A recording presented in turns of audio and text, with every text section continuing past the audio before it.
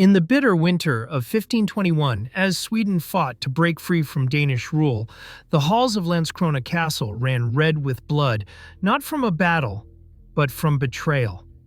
The castle, once a stronghold for Danish forces, had been seized by Swedish rebels. Inside its thick stone walls, noblemen and soldiers loyal to Denmark were held as prisoners.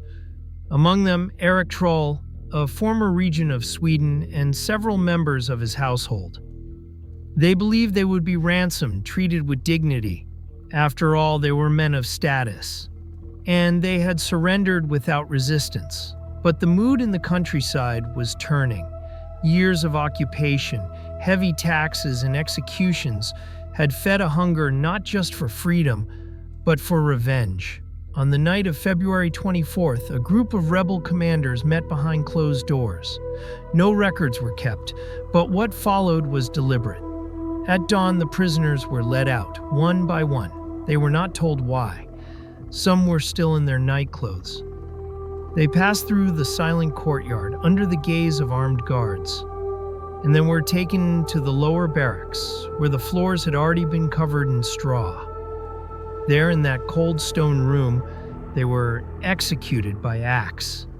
Methodically, no trial, no mercy. Some tried to plead, others stood defiant. One boy, the son of a Danish officer, begged for his father. He was the last to die. The bodies were buried in shallow, unmarked graves outside the walls. The snow covered the ground quickly, but the stench of blood clung to the castle for weeks. Years later, as peace returned, rumors spread of red stains that no servant could scrub away, of muffled screams heard beneath the flagstones, of a boy's voice calling for his father in the dead of night. But history books don't mention ghosts, only justice and revenge.